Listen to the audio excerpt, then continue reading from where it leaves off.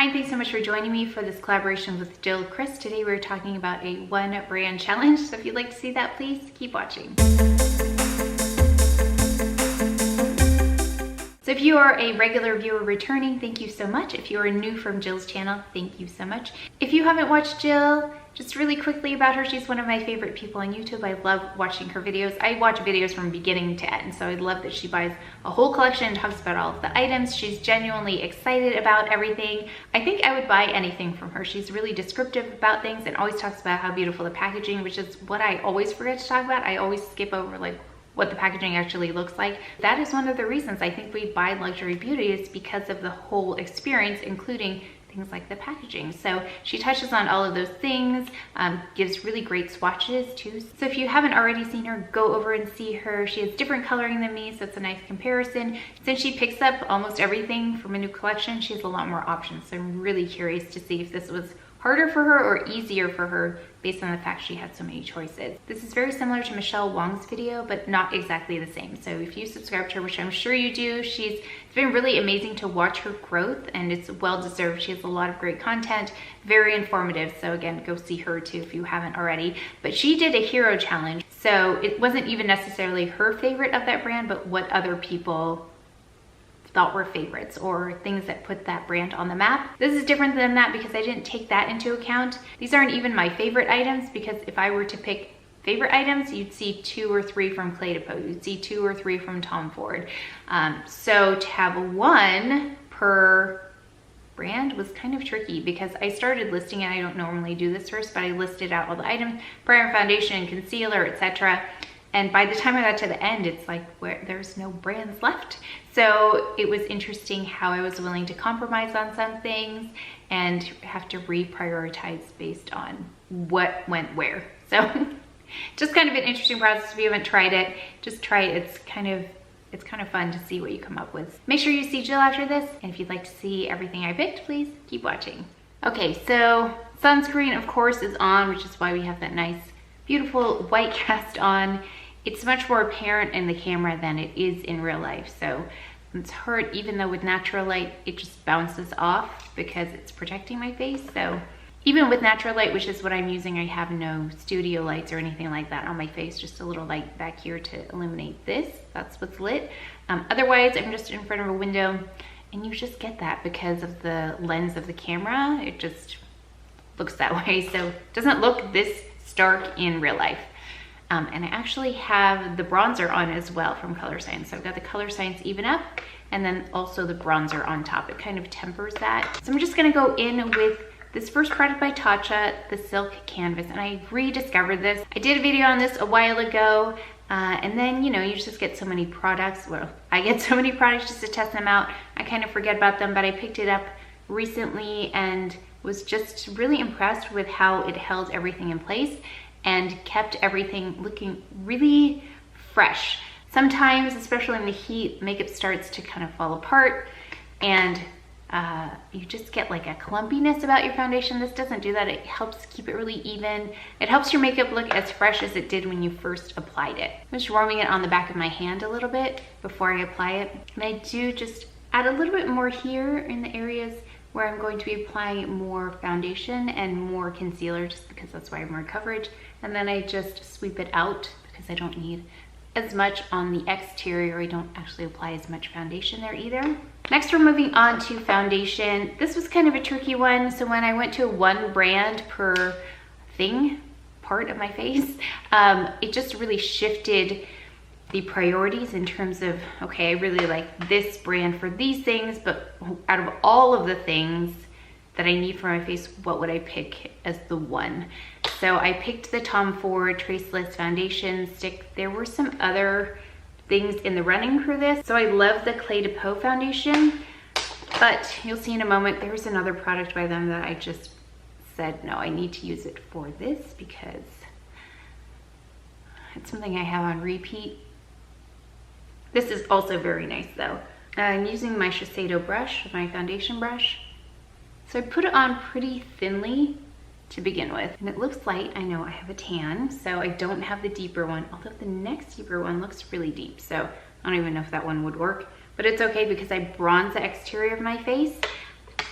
And that kind of makes up for the fact that it's a little bit lighter. And you might wonder why I don't just build up the foundation here where I need more coverage. What happens is it starts to look kind of green.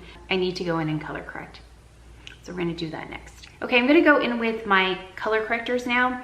I picked the Urban Decay Naked Skin in Deep Peach and Peach. I don't usually use it with this concealer, but I couldn't find a way around using this concealer because the color corrector that I use is a Cover FX one with this one, but it's a little bit like more emollient than these. These are really great for any parts of your face.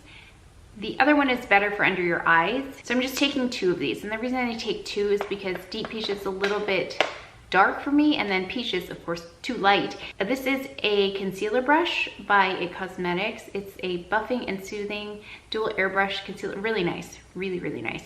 So I just mix the 2 together. I'm gonna go in on those spots and just dot it on.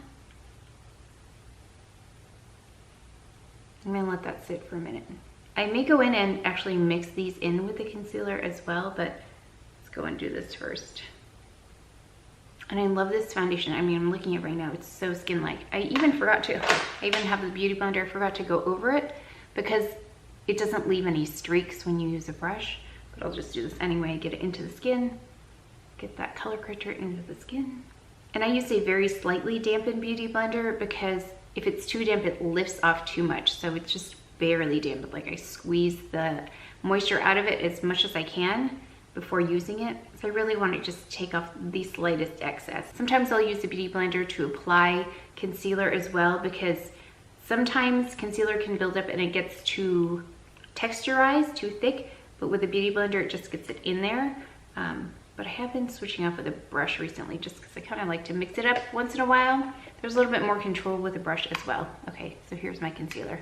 Clé de Peau in Honey. I love this. I was wearing it the other day and it just, you know what's so magical about this is that it looks like skin throughout the day. So I'm taking the same brush and I'm just brushing. I still have a little bit of that color corrector in there and that's okay because this, I don't really have dark circles or anything like that, but there's a little color correcting to be done. Honey has some peach in it anyway, but this still works. I don't do a whole triangle thing like most people do. I never have, and I don't know. I just don't do it. I'm gonna go in and just add this on to my darker areas. I'm gonna add it to my hand first, warm it up just a little bit so I can mix it in as well, and then dot it on. This one doesn't oxidize either. I noticed I have a couple other concealers that I like, but over the hours, like a whole wear, I noticed that there's a change in the color.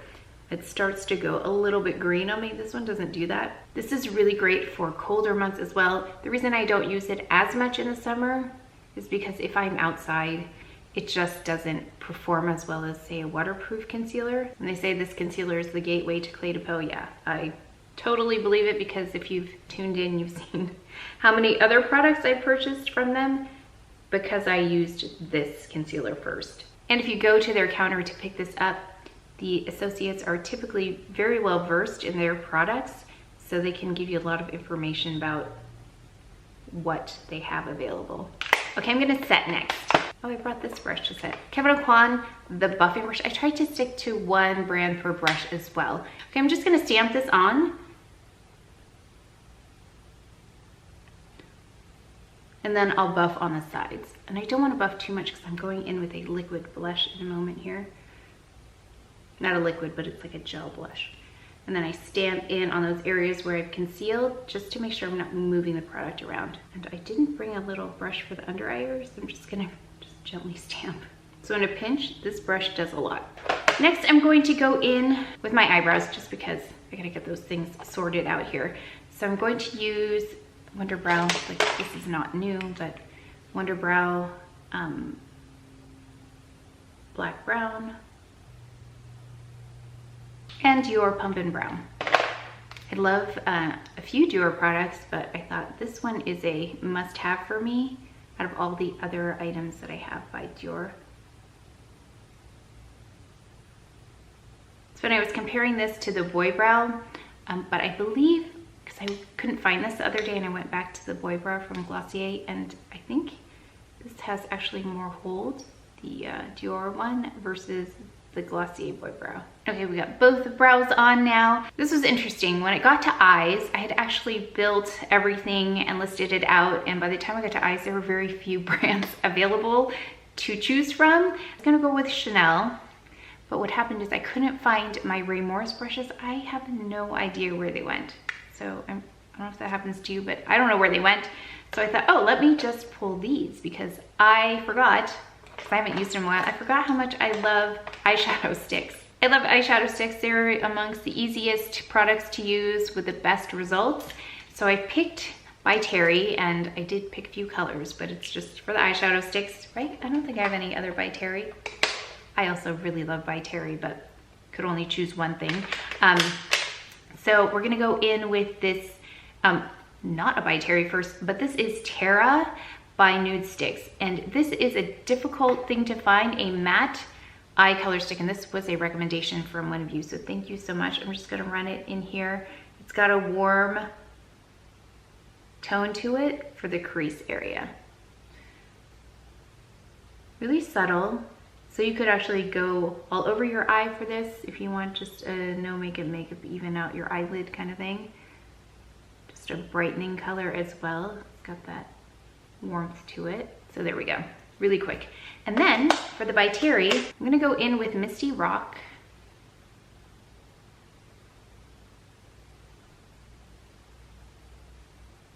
I'm gonna lighten that up a little bit with Frozen Quartz.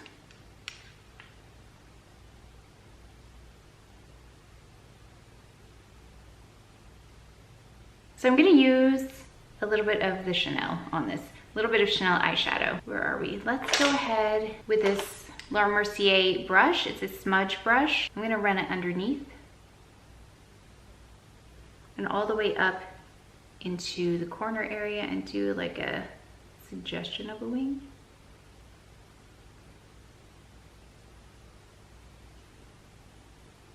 This is a 268. This all matte one, which I think is such a great one by Chanel.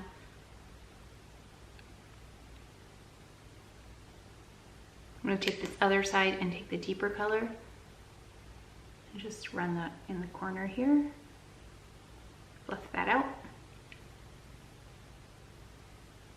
We're gonna go in with Marc Jacobs next, highliners. Did I use any Marc Jacobs? I don't think so yet. I'm gonna tightline, blacker, and then I'm going to line with Brownie.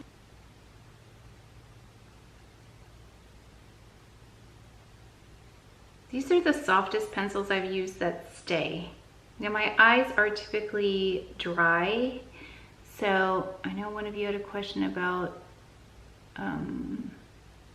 why it wouldn't stay on your eyes, and that's what I wonder, if your eyes are not as dry as mine, if there's an issue. Because I don't have oily lids, I don't use primer, so that may impact it.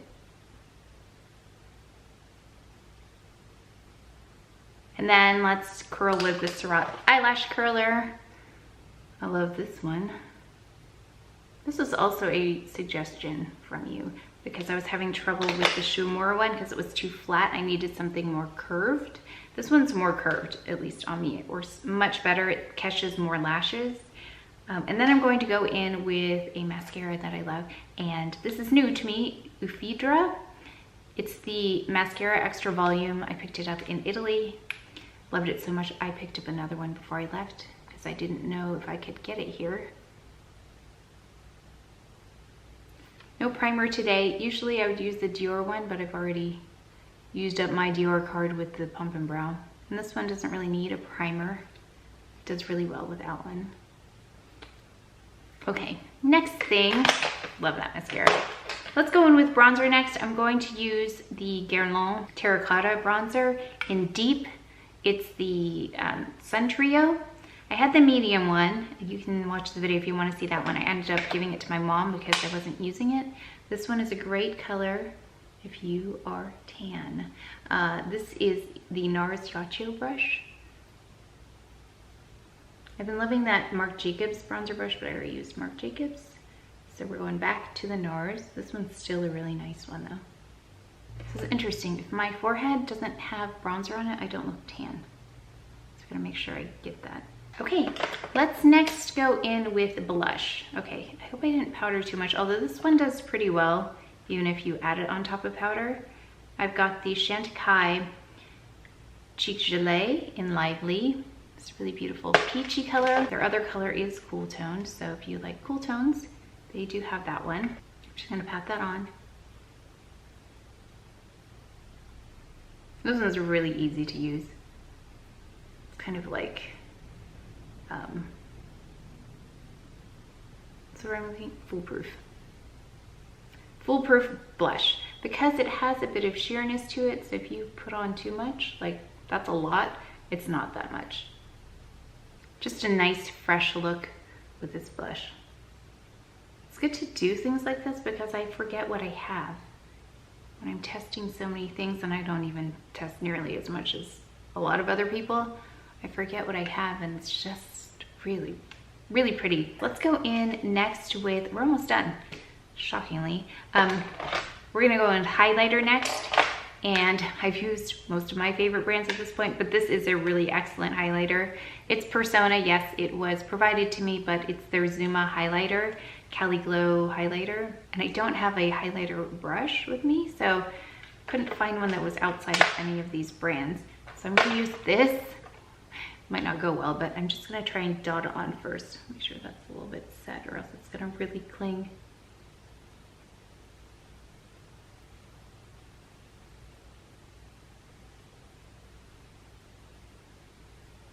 I've talked about this one before because I think powder highlighters are hard to do if you have any texture on your skin. This one does a really nice job of not emphasizing that. Pretty. I'm just gonna go down my nose with this. Let's go ahead and do some finishing powder now so I can, ow, I pinched my thumb. Okay. I'm gonna go ahead and just put some finishing powder on most of my face. Of course, Hourglass Ambient Lighting Powder in Radiant Light. That is a must-have go-to. Although I'm gonna try a different one and see what happens. Soon I'm gonna pick something up to see if it compares.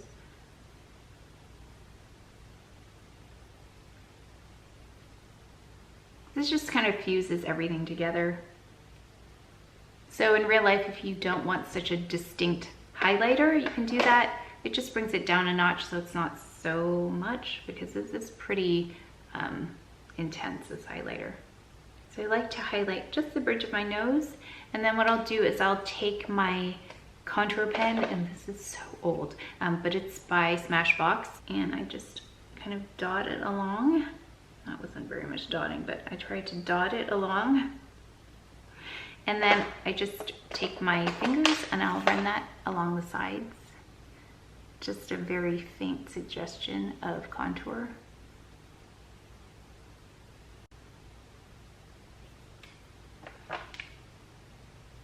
And then I'll use this buff brush to kind of buff that all together. Okay, and lastly, we're gonna go in with this lipstick.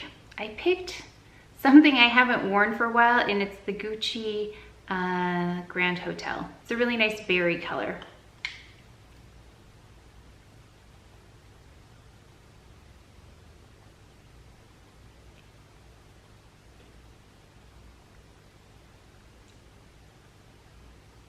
I actually looked at this one more time, and I want to warm this up a little bit because I forgot how berry colored. It's almost purple on me.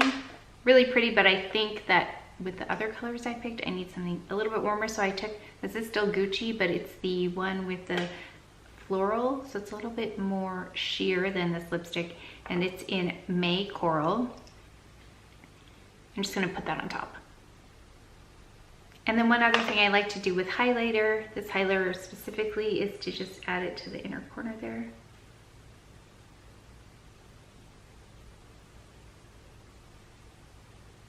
So I hope you enjoyed that video. I mean, it was a challenge to try to get everything together that was only one product per brand, because there were so many that I didn't realize I counted on by the same brand. So as I compiled the list, I kind of had to reshuffle my priorities based on the most important product for me from that brand. So for instance, that Clé de Peau concealer kind of shifted everything around because there are other products I love by them, but out of all of them, this is the one I go to. And that impacted the foundation because I was going to choose this for the foundation, and I ended up picking the Tom Ford for that, and that impacted eyeliner because I love the liquid liner by Tom Ford, and I also love their concealer, but not necessarily more than the Clé de Peau. So then I thought, okay, now I have to not do wing liner. So then I went with Marc Jacobs, and then it was just like a domino effect regarding which ones I picked for what. So they're not even necessarily my favorite products per brand, because if that were the case, I would have had multiple products per brand. So to choose one product per brand was really interesting. So yeah, interesting challenge. So you might want to try this out. I'd love to know if you do it. I'd love to know if you liked this, because I had to put my thinking cap on to get this going, but I think it came together. Not exactly a look I would put together either, because the colors I feel like kind of like at the end there, that lipstick kind of fought with everything else. And I really wanted to top it off with the Charlotte Tilbury, the new one, the Lucky Diamonds, but I had already used the setting powder for that, so it was interesting. I think if I had more makeup, of course, I'd have more options, but I think just having a limited amount also made it more creative. So make sure to go see Jill's video on this. I'm really anxious to see what she picked, and because I know she has a lot more different kinds of items than I do, and she'll go and buy the whole collection of something, as opposed to me where I'll pick like a couple of things that look interesting. So she's got a lot more to choose from. So go over and see her, let her know I sent you, and if you enjoyed this video, if you learned something, please give it a thumbs up, subscribe, and I'll see you next time. Thanks.